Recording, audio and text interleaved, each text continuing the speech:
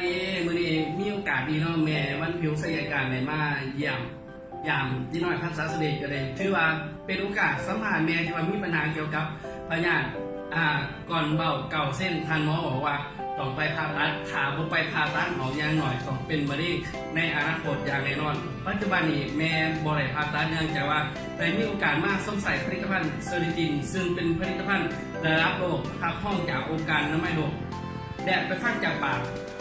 แม่เขาโดยตรงเลย เจ้าสบายดี ด้อย แล้วก็เจ้าคือแม่วันผิวบรรยากาศเจ้าเคยมีปัญหาเรื่องผิวคนเบา ด้อย เก้าคนเบาเก้าเซนว่าไปกวดน้ำดรอนันต์ตลาดแดงหนองบัวแล้วก็กวดน้ำไม่แน่ใจก็เราไปกวดน้ำมันหมอพุทธรัตน์ ด้อยไปก่อนมาหลายหมอก วดมาหลายหมอ ด้วย หลายคนที่หนองคายก็เคยไป ด้อย แต่ว่าบอกให้แต่เพื่อนจะบอกให้ แนะนำให้ผ่าตัดเนี่ยมาไม่ได้ผ่าตัดนะ ด้อย ดูมาเรื่อยๆเรื่อยๆเก้ากับสุขภาพบกแข็งแรงเนาะจอยแดง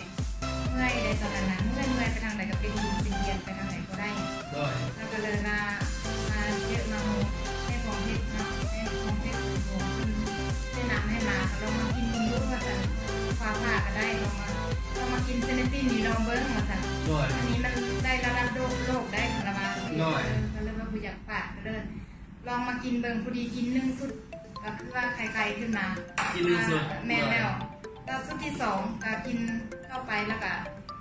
คือว่าไข่เลยแล้วก็บุเจ็บบุปั้นท้องบุมักเจ็บนะ ด้อย แล้วก็เลยไปกวดคืนไปกวดคืนเบิ่งดูบัดเทียว่ามันลงเท่าไหร่แล้วสิไปกวดนะหมออนันต์คืนแล้วเพิ่นว่าก็บ่เห็นแล้วว่าสั่นบ่มีแล้วได้ว่ามันเบ้า9เซนคือบ่เห็นแล้วโอ้สุดยอดเลยจะว่ามากินแล้วก็เจ็บเก้ามาหัวก็ที่ว่าบ่เจ็บมือนี่จังกับบ่จังแล้วไปกี้นอนนี่ก็คือเย็นบ่ได้มือก็จังนะเด้นี่บ่เป็นเลยนี่แข็งแรงไปเที่ยวไปเล่นทางใดก็ไปได้ไปกี้นี่ไปไกลก็บ่ได้กินนั่นไปนี่ก็บ่ได้แล้วเดี๋ยวนี้สบายเลยไปเที่ยวเกาหลีก็หามาดีได้ได้นี่เป็นผลิตภัณฑ์เป็นกิน ด้อยขอบใจสำหรับแม่วันผิวศัลยการที่ว่ามาแบ่งปันประสบการณ์ดีๆให้กับเฮาในมื้อนี้ขอบใจหลายแม่